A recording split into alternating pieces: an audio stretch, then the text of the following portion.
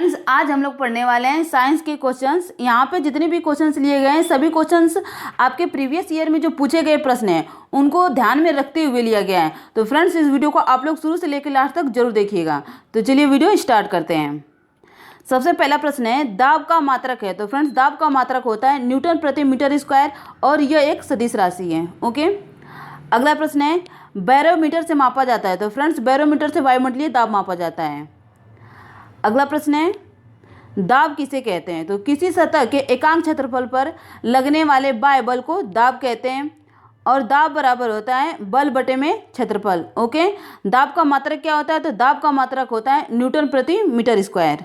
Okay. चलिए प्रश्न देखते हैं। अगला प्रश्न है, गलनांक किसे कहते हैं। तो फ्रेंड्स, इसका उत्तर हो जाएगा वह निश्चित ताप जिस पर कोई ठोस वस्तु गर्म करने पर द्रव में बदल जाता है उस पदार्थ को गलनांक कहते हैं। ओके। जैसे बर्फ का गलनांक 0 डिग्री सेंटीग्रेड होता है। तो फ्रेंड्स, इसको आप लोग ध्यान में रखिएगा। चलिए अगला प्रश्न देखते हैं। अगला प्रश्न है, स्वस्थ मनुष्य के शरीर का ताप कितना होता है। तो फ्रेंड्स, ये परीक्षाओं में प्रश्न कई बार पूछा गया है कि स्वस्थ मनुष्य का शरीर का ताप कितना होता है। तो इसका उत्तर होगा 37 डिग्री सेंटीग्रेड। यदि फारेनहाइट में पूछता है तो फारेनहाइट में हो जाएगा 98.6 डिग्री फारेनहाइट। ओके। अगला प्रश्न है, एड्स का पूरा नाम हिंदी तथा अंग्रेजी में लिखिए। तो फ्रेंड्स, इसका उत्तर हो जाएगा एड्स का पूरा नाम एक्वायर्ड इम्यूनो डिफिशियेंसी सिंड्रोम, और यदि हिंदी में कहता है लिखने के लिए तो इसका उत्तर हो जाएगा उपार्जित प्रतिरक्षी अपूर्णता सहलक्षण। ओके। अगला प्रश्न है, समजात अंग किसे कहते हैं। तो फ्रेंड्स, समजात अंग वे अंग होते हैं जो उत्पत्ति में समान हो लेकिन कार्य की दृष्टि से भिन्न हो, समजात अंग कहलाते हैं। जैसे एग्जाम्पल है मनुष्य का हाथ और कुत्ते का हाथ। मनुष्य के जो हाथ होता है उसका अलग कार्य होता है और जो कुत्ते के आगे के पैर होते हैं उसके अलग कार्य होते हैं। ऐसे ही दूसरा एग्जाम्पल है मनुष्य के हाथ और गाय के अग्रपाद। ओके। फिर अगला प्रश्न देखते हैं।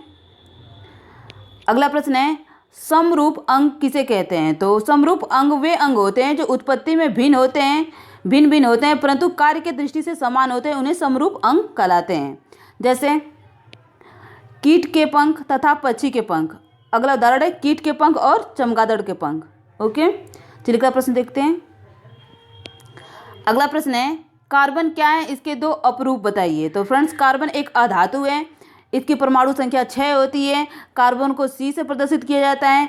कार्बन यौगिकों में यह अनिवार्य रूप से पाया जाता है। ओके। कार्बन के दो अपरूप हैं, हीरा तथा ग्रेफाइट। ओके। तो इसको आप लोग लिख लीजिएगा। चलिए आगे देखते हैं। अगला प्रश्न है, हरित क्रांति के जनक कौन है। तो फ्रेंड्स, हरित क्रांति के जनक श्री सुंदरलाल बहुगुणा हैं। अगला प्रश्न है, ध्वनि के तीव्रता का मापन किस में होता है। तो फ्रेंड्स, ध्वनि की तीव्रता का मापन डेसिबल में होता है। ओके। फ्रेंड्स, अगला प्रश्न है, प्रतिध्वनि किसे कहते हैं। तो इसका उत्तर हो जाएगा जब ध्वनि तरंगें दूर स्थित किसी दृढ़ टावर या पहाड़ से टकराकर परावर्तित होती हैं तो इसे परावर्तित ध्वनि को ही प्रतिध्वनि कहते हैं। ओके।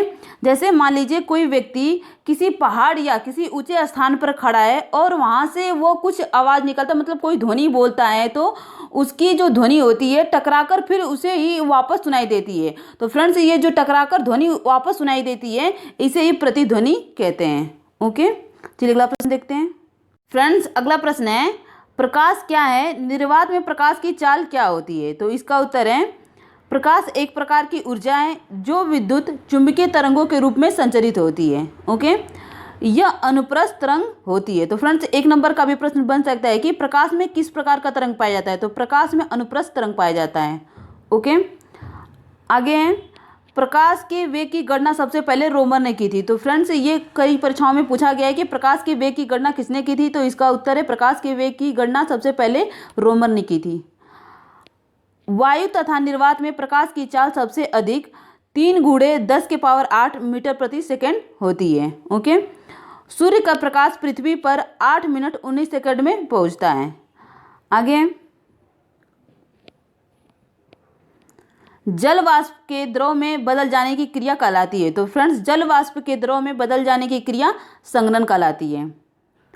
अगला प्रश्न है, किसी द्रव को वाष्प में बदलने की क्रिया कहलाती है। तो फ्रेंड्स, किसी द्रव को वाष्प में बदलने की क्रिया वाष्पन कहलाती है। अगला प्रश्न है, आवृत्ति का मात्रक होता है। तो फ्रेंड्स, आवृत्ति का मात्रक हर्ट्ज होता है। ओके। अगला प्रश्न है, ध्वनि तरंगों की आवृत्ति होती है, तो ध्वनि तरंगों की आवृत्ति 20 हर्ट्ज से 20,000 हर्ट्ज तक होती है। ओके, चलिए अगला प्रश्न देखते हैं। अगला प्रश्न है ग्रीन हाउस गैस है, तो फ्रेंड्स ग्रीन हाउस गैस है methane, carbon dioxide, nitrous oxide, chlorofluorocarbon, वाष्प, ओजोन आदि, ये सब ग्रीन हाउस गैस है। ओके फ्रेंड्स, अगला प्रश्न है किस प्रकार के तरंगों को हमारे कान सुन सकते हैं, तो इसका उत्तर होगा श्रव्य तरंगे जो होती है ये हमारे कान को सुन सकती हैं, और श्रव्य तरंगों की आवृत्ति होती है 20 हर्ट्ज से 20,000 हर्ट्ज तक होती है। ओके, चलिए अगला प्रश्न देखते हैं। अगला प्रश्न है विशिष्ट ऊष्मा क्या है, इसका मात्रक लिखिए, तो इसका उत्तर हो जाएगा किसी पदार्थ की विशिष्ट ऊष्मा की वह मात्रा है जो उस पदार्थ के एकांक द्रव्यमान में एकांक ताप वृद्धि उत्पन्न करती है, और विशिष्ट ऊष्मा का मात्रक होता है कैलोरी प्रति ग्राम डिग्री सेंटीग्रेड होता है। ओके, अगला प्रश्न है गोलीय दर्पण क्या है, तो फ्रेंड्स यहाँ से प्रश्न प्रीवियस ईयर में पूछे गए, तो इसको आप लोग जरूर से याद कर लीजिएगा। गोलीय दर्पण दो प्रकार के होते हैं, अवतल दर्पण, उत्तल दर्पण। उत्तल दर्पण से बना प्रतिबिंब वस्तु से छोटा, सीधा एवं आभासी होता है, जबकि अवतल दर्पण से बना प्रतिबिंब बड़ा व वास्तविक होता है। ओके, अवतल दर्पण के उपयोग हैं, परीक्षा में प्रश्न बन सकता है कि अवतल दर्पण के क्या उपयोग होते हैं, तो इसका उत्तर होगा दाढ़ी बनाने में, आँख, कान एवं नाक के डॉक्टर के द्वारा प्रयोग में, गाड़ी के हेडलाइट में अवतल दर्पण का प्रयोग होता है, सोलर कुकर में अवतल दर्पण का प्रयोग होता है। ओके फ्रेंड्स, आगे लिखा गया है उत्तल दर्पण के उपयोग, तो उत्तल दर्पण का उपयोग होता है गाड़ी में चालक की सीट के पास पीछे दृश्य को देखने में और सोडियम परावर्तक लैंप में। ओके, तो फ्रेंड्स आज हम लोगों ने बहुत ही अच्छी तरीके से साइंस के क्वेश्चन डिस्कस किए। फ्रेंड्स यहाँ पे जितने भी हमने क्वेश्चन लिखा है सभी क्वेश्चन एग्जाम की दृष्टि से इंपॉर्टेंट होने वाले हैं, आपके प्रीवियस ईयर पेपर को देखते हुए ये क्वेश्चन बनाए गए हैं सब। तो फ्रेंड्स इस वीडियो को आप लोग शुरू से लेकर लास्ट तक जरूर देखिएगा। तो फ्रेंड्स आज के लिए बस इतना ही। यदि आपको ये वीडियो पसंद आती है तो प्लीज़ ज़्यादा से ज़्यादा लाइक, शेयर और सब्सक्राइब कीजिएगा। धन्यवाद।